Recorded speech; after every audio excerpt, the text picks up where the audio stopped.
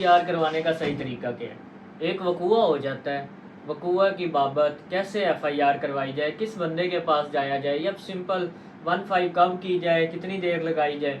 और जब दरख्वास्त लिखवाते हैं तो वो दरख्वास्त लिखने वाला जो है वसीका नवीस या फिर अर्जी नवीस, उसके अंदर कौन कौन सी हमें क्वालिटीज़ देखनी चाहिए यार कि किस बंदे से जाके दरख्वास्त लिखवाएं और कितने बंदों को शामिल करें। एक बंदे को चोट लगी होती है, ज़रा बेक आई होती है, हम देखते हैं कि एफआईआर के अंदर 20 बंदे नामजद किए होते हैं कि फ़लाँ बंदा भी था, फ़लाँ भी था, जिसका नतीजा ये निकलता है कि जो बंदा सज़ा का मुस्तहिक होता है, जिसे सज़ा मिलनी चाहिए, वो भी बाइज़्ज़त बरी हो रहा होता है।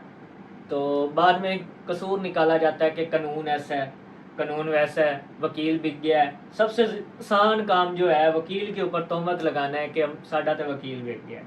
ठीक है, तो एफआईआर कैसे करवाएं? क्या एमएलसी अगर चोट ज़रबात लगी हैं तो एमएलसी लेने के बाद करवाएं, क्योंकि एमएलसी अक्सर हमारे सरकारी इदारों में लेट हो जाता है। तो कितना इसका असर पड़ता है कि अगर हम delay in FIR due to MLC अगर करवाते हैं, ठीक है, कि एमएलसी नहीं आया, तो एमएलसी से पहले भी क्या एफआईआर हो जाती है? ये सारे सवाल हमने कवर करने हैं। ओके, तो अच्छा, इसका अंदर ना मैं आपको पहले थोड़ी सी बताता हूँ। आज से तकरीबन कोई 6-7 साल पहले हमने एक वीडियो रिकॉर्ड करवाई थी। उसके बाद हमने 3-4 दफ़ा उसके ऊपर डिफरेंट दोस्तों ने आके हमारे साथ उसी वीडियो को रिकॉर्ड करवाया कि what is the importance of FIR और इस्तगासे की, यानी कि जो आप उसके अंदर वर्डिक्ट लिखते हैं वो कितनी अहमियत का हामिल है। मैं एक लाइन में अगर आपको बताऊँ, बेसिकली एफआईआर वो बुनियाद है जिसने सुप्रीम कोर्ट तक डिस्कस होना है। अदालतें केस बनने के बाद देखती हैं, केस बनाना, केस चलाना बेसिकली एक लॉयर का काम होता है। हम यहाँ इतनी बड़ी गलती करते हैं किसी के साथ अगर एक वकूआ होता है, और मैंने कई दफ़ा ये बात स्टेज के ऊपर की है, सोशल मीडिया के ऊपर मुतअद्दिद बार मैं ये बात कह चुका हूँ। आज भी आपके इस रिकॉर्डिंग के ज़रिए, इस आपके इनिशिएटिव के ज़रिए मैं ये फिर से बात पब्लिक तक, आवाम तक, लोगों तक, लिटिगेंट तक या सफरर पीपल्स तक पहुँचाना चाहता हूँ कि हजूर आप अपने मोबाइल में जिस भी वकील साहब का नंबर है आपके पास, प्लीज़ वकील साहब को ही कॉल कीजिएगा। मैं आपको बड़ी क्लियर तनबीह कर रहा हूँ।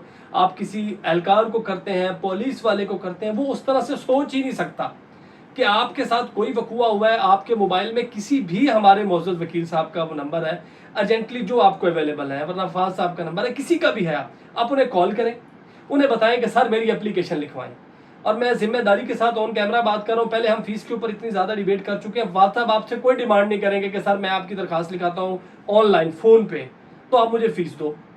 कोई वकील साहब आज से उस टाइम फीस नहीं मांगेगा, ये जेन्युइन बात है। यानी कि वो फ्री ऑफ कॉस्ट एक सदका जारी होता है और वो आपके केस को उस नहज से वापस लाता है जहाँ पे फिर आपने एलिगेशन अदालतों के ऊपर, वकला के ऊपर और पूरे हमारे लीगल सिस्टम पे लगाना होता है। लेकिन ये बात आप भूल जाते हैं कि आप अपनी दरखास्त उस 10 पढ़े हुए एक उस शख्स से लिखवा रहे हैं कि जिसके साथ ना कभी वो वकूआ हुआ है, ना वो कभी अदालत गया है, बस वो कॉपी पेस्ट दरखास्तें लिखने का माहिर है, उसकी राइटिंग अच्छी है। ये मेयार होता है हमारे यहाँ।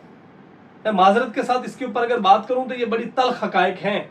मैं अक्सर कहता हूँ कि बाज़ चीज़ों में हमारा सिस्टम ही इतना अजीब है, इतना रेडिकुलस है कि उसको ठीक करते करते एक नस्ल चाहिए हजूर। तो अगर मैं इसको मुख्तसरन यहाँ कहूँ कि आपके साथ जब वकूआ हो, किसी भी शक्ल में हो, किसी भी शहर में हो, कहीं पे भी हो, आप सबसे पहले वकील साहब से पूछ के दरखास्त लिखवा के थाने में दे दें, फ्रंट डेस्क पे दे दें, क्योंकि जब आपने दे दी फिर आप उसका पाबंद है। मौला अली अलैहिस्सलाम ने बहुत अरसा पहले फरमाया था कि लफ्ज़ों को बोलने के बाद इंसान उसका पाबंद है, अब लिखने के बाद तो आप उसके पाबंद ही पाबंद है, आप उससे नहीं कहीं जा सकते, क्योंकि वो तो एक लफ्ज़ तो फिर भी आप गोल मोल कर जाते हैं, ये मतलब नहीं, ये नहीं था। तो जो लिखी हुई बात है, आप सुहेल वडाइज के कालम वाला तजिया आप सबके सामने, जो लिख दिया बंदा उसका पाबंद है, हम उससे नहीं पीछे जा सकते। अब हम आते हैं इस बात के ऊपर कि हमें उसमें देखना क्या क्या चाहिए, उस पर आ जाते हैं। उसको मैं अगर छोटा छोटा हाईलाइट करूं, नंबर 1 बात यह है कि जो टाइम है अक्रंस का वो हमें मेंशन करना चाहिए। हमें कोशिश ये करनी चाहिए एफआईआर फर्स्ट इंफॉर्मेशन रिपोर्ट, ये अंडर सेक्शन 154 होती है पीपीसी की, पाकिस्तान पीनल कोड के वो तमाम सेक्शन जिनके साथ कानून एक्शन में आता है वो पीपीसी में होते हैं, जिनके साथ प्रोसीजर चलता है वो सीआरपीसी में। टॉपिक नहीं है आज का। अब आपने सवाल ये पूछा कि इसका सही तरीका क्या है। देखिए, हम अक्सर कुछ चीज़ें ऐसी इररिलेटेड एफआईआर में डाल देते हैं जो हमारी एफआईआर का बेड़ा गर्क कर देती है, उसको उस जगह ले जाती है, हमें मिलने वाली चीज़ें भी नहीं मिलती। और मैं होता है अंदर के जो सेक्शन लगा होता है ना, उसकी स्टोरी जो सी अंदर लिखी होती है वो इंग्रेडिएंट पूरे नहीं करती। चाय बनाने के लिए जब पत्ती, दूध, पानी सारा कुछ नहीं मिला हुआ, सिर्फ आप चाय की पत्ती चढ़ा के आग पे रखने तो चाय तो नहीं बनेगी। डेफिनेटली ऐसे होगा, डेफिनेटली ऐसे होगा। ये चीज भी तो है। उसके अंदर इंग्रेडिएंट्स ऑफ द एफआईआर और इंग्रेडिएंट्स ऑफ द सेक्शन क्या वो उससे मेड आउट होता है या नहीं होता। तो आप एक बात याद रख लीजिएगा, मैं ये भी आपके इस रिकॉर्ड के जरिए बताना चाहता हूँ, रिकॉर्ड पे लाना चाहता हूँ कि हजूर बेल कभी भी एफआईआर में नहीं होती, वकूए पे नहीं होती, यानी सॉरी सेक्शन पे नहीं होती, हमेशा एफआईआर की स्टोरी पे होती है। बात यह है कि अब आप कहें कि वो तो एक बंदे की महीने बाद बेल होगी, भाई उसका कसूर नहीं था। तो बेसिकली एफआईआर सेक्शन पे नहीं है, बेल सेक्शन पे नहीं है, कहानी उस पे है कि उसमें आपने लिखा क्या है। अच्छा, इसकी अब दूसरी शक्ल पे है कि आपने उसके अंदर अच्छा क्या लिखना होता है। बेसिकली बात ये होती है कि जब भी आप एफआईआर करवा रहे होते हैं कि उससे आपको हासिल होने वाले मकासद पता होने चाहिए, हमने इससे मकासद क्या क्या लेंगे। इसके अंदर कई चीजें ऐसी होती हैं कि एक मिसाल के तौर पे बाद वकूए ही नहीं होते, उनकी एफआईआर हो जाती हैं। मुख्तसर बताऊं, इन टाइम एफआईआर होनी चाहिए।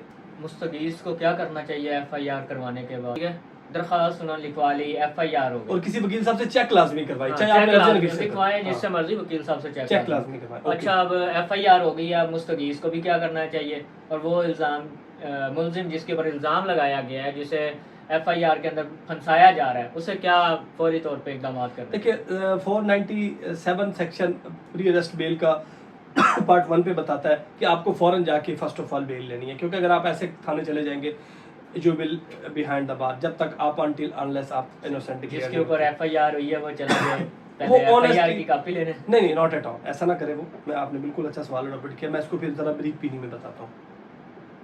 अब आपके पास किसी भी सोर्स से नॉलेज आया, आपको पता है आपके साथ वो संसद हुआ है, आपको पता लगा आपके खिलाफ एक एप्लीकेशन गई है, एप्लीकेशन अगर प्रॉब इनटू द मैटर हो रही है तो देन भी आप ज़रा ध्यान से उस वे से थाने जाइएगा, because after the occurrence of the 9th way in Pakistan the police culture has become overrated. I don't want to say any kind of word in this way. बहरहाल सबको पता है हालात क्या हैं। तो गुजारिश ये है कि वो आपने देख कर वहाँ पे जाना है। आप अपने किसी तरीके से वहाँ जाएं, पहले उसकी एप्लीकेशन की कॉपी लें।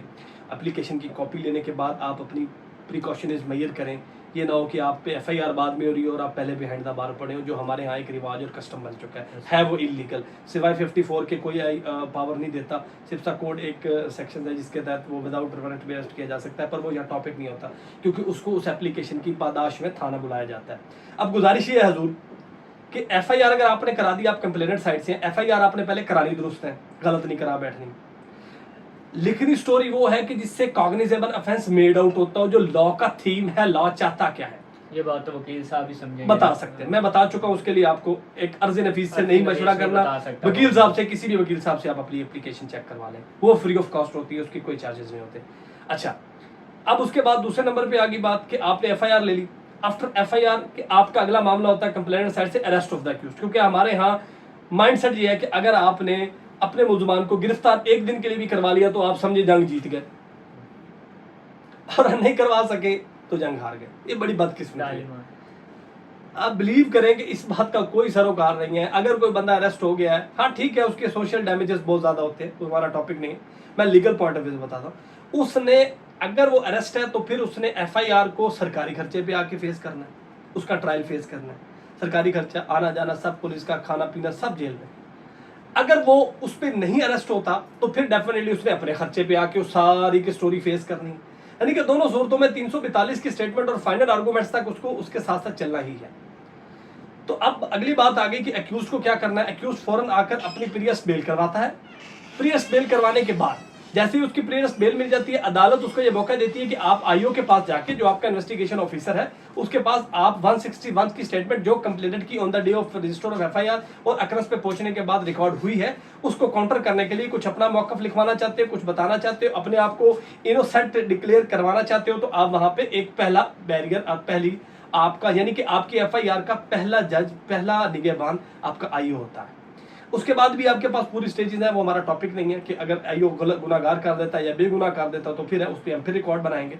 आखिरी बात इस हवाले से कहता हूँ कि आपको उस इन्वेस्टिगेशन को फेस करना है, अपने जो मौकफ आपने देने हैं वहाँ दें, और उसके बाद आप एक अच्छे वकील साहब को मुकर्रर करके, जैसे हमारे फाज साहब हैं, आप वहाँ पर आएँ और वहाँ पर आके आप अपने आप को डिफेंड करें कोर्ट ऑफ लॉ में, क्योंकि 497(2) के अंदर बेल का बहुत बड़ा स्कोप है, आपको वहाँ से बेल कोर्ट्स में मिल जाती है। हमारा ये भी टॉपिक अलग है कि कब हमें बेल मिलती है, कब नहीं मिलती। That's the thing sir.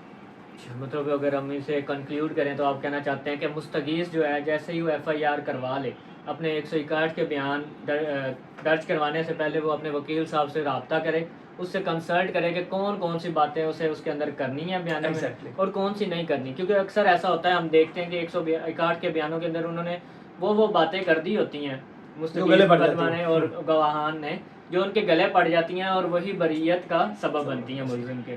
اور ملزم کو چاہیے کہ اگر آپ ملزم ہیں تو آپ کو چاہیے کہ فوراً سے اپنے وکیل صاحب سے رابطہ کریں، بجائے اس کے کہ آپ تھانے میں جائیں، ٹھیک ہے، اور وکیل صاحب سے جا کے رابطہ کریں اور اپنی پری اریسٹ بیل کروا کے مقدمے کے اندر وہ تفتیش کے اندر شامل ہو. اس میں ایک چیز آخری بات میں کر دوں، جو 161 کی اسٹیٹمنٹ ہوتی ہے نا، وہ بڑی ہی بدقسمتی ہے. یہاں بھی سسٹم کے اندر بہت بڑا لکونہ ہے کہ آئی او جو ریکارڈ کر رہا ہوتا ہے وہ بڑا پرائیویٹ اور سیکرٹ ڈاکومنٹ ہوتا ہے، وہ پبلک نہیں کر سکتا. بٹ پھر وہ وہاں پہ لکونہ آ جاتا ہے. میں اکثر کہتے ہیں کہ ہمارا وہ سسٹم بہتر ہو تو وہ ڈیفینیٹلی گراس روٹ لیول سے بہتر ہونا ہوتا ہے. تو 161 کی جو آپ کی اسٹیٹمنٹ لکھی ہوتی ہیں وہ آپ کو پتہ ہی اس دن چلتا ہے جس دن آپ کے وکیل صاحب آ کے اس کو ٹرائل کرنے لگتے ہیں یہ تو نے کیا لکھوایا تھا.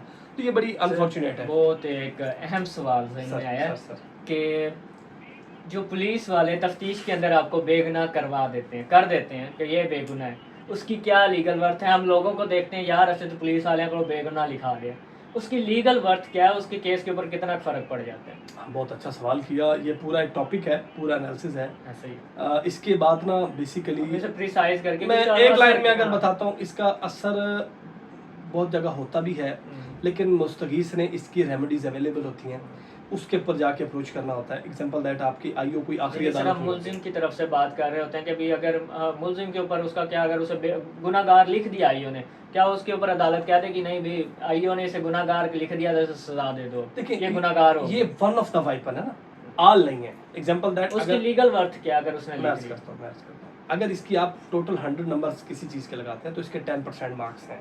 میں یہ نہیں کہہ سکتا کہ اس کی زبانی کلامی باتوں میں کوئی ویلیو نہیں ہے، حضور نہیں، ایسا نہیں ہے. ایک بندہ اگر بے گناہ ہو گیا تو ڈیفینیٹلی اپنی بیل ہی واپس لے لے گا. ہم کیسے کہہ سکتے ہیں کہ پولیس کے لکھے کی ویلیوز نہیں ہے؟ بھائی ہے. دوسری بات آ گئی کہ اس کی ریمیڈیز کیا ہیں، وہ الگ بات ہے. اب بات یہ آ گئی اگر اسے گناہ گار لکھ دیا پولیس نے تو اس کی کیا کیا ویلیوز ہیں. دیکھیں عدالت نے سرکمسٹانسز آف دا کیس کو مد نظر رکھ کے، جہاں ایک ہمارے بڑے پیارے جج صاحب رہ کے گئے تھے محمد علی بڑائی صاحب، آج کل اسلام آباد ہے، عمران خان کے کیسز بھی انہوں نے دیکھے. ان کا مزاج یہ ہوتا تھا کہ وہ انویسٹیگیشن کے لیے فائل ہی نہیں کھولتے تھے. وہ کہتے تھے انویسٹیگیشن ہو یا نہ ہو ایف آئی آر پہ بحث کر کے انویسٹیگیشن 161 پڑھتے ہی نہیں تھے. اس کا مطلب انویسٹیگیشن کی ویلیوز ہیں لیکن جج صاحب اس کے باؤنڈ نہیں ہیں. انہوں نے اس کو دیکھنے کے، وہ کیونکہ آفیسر ان انچارج ہیں، پورے سسٹم کے کسٹوڈین ہیں، تو ضروری نہیں ہے کہ اے ایس جے صاحب اس کو ویٹ کرتے ہیں. یہ آن دا ریکارڈ بات میں آپ کو بتا رہا ہوں. بندے اگر وہ بیل خارج کرتے تھے تو ہائی کورٹ جاتے تھے، تب تک بیل انویسٹیگیشن نہیں مکمل ہوتی تھی. وہ کہتے تھے میں نے ایف آئی آر کے سرکمسٹانسز کے مطابق کیس کو ڈیسائیڈ کرنا ہے. 497(2) کے اندر کہاں لکھا ہوا ہے کہ میں نے 161 کو دیکھ کر فیصلہ کرنا ہے؟ تو نہیں لکھا ہوا. تو ہر کچھ چیزیں مزاج کی ہوتی ہیں، کچھ چیزیں with the flow of the water ہوتی ہیں، کچھ چیزیں ایسی ہوتی ہیں. اب جہاں آپ نے سوال کیا کہ اس کے لیٹ مارکس بڑے ہوتے ہیں، اس سے بچنے کے کیا طریقے ہیں؟ پولیس کو اختیارات دیے جاتے ہیں تو تبھی لوگ پولیس کے پاس لے کے جاتے ہیں نا، معاملات کے ہمارے معاملات حل کر دو. سمجھ رہے ہیں نا معاملات سے کیا مراد ہے؟ تو اسی وجہ سے ہے نا، کیونکہ قانون نے انہیں اختیار دیے ہیں. تو جہاں بہت بڑی ذمہ داری ہماری ان بھائیوں کی بھی ہوتی ہے جو پولیس کے ساتھ اس کے کسٹوڈین ہیں، جب وہ آئی او مقرر ہوتے ہیں تو they should not just took the brief of the file, they just should not concern about their present situations. They should keen about, they should think about, they should search about, they should keep in mind the day of judgment day, the night which we have to answerable before the angels and before the Allah Almighty on the day of the judgment day, or the night which we have to pass in our grave. یہ آپ کو ذہن میں چیزیں رکھنی چاہیے. ساری چیزیں یہی نہیں ہوتی، کچھ چیزوں کا جواب ہمیں بڑا سخت دینا پڑتا ہے. تو سارے سوال یہاں نہیں ہوتے، کچھ سوال بعد کی بھی ہیں جو ہمیں بہت زیادہ پرابلم کریٹ کر سکتے ہیں. ہم بینگ ایز اے مسلم ہمارا ایمان ہے.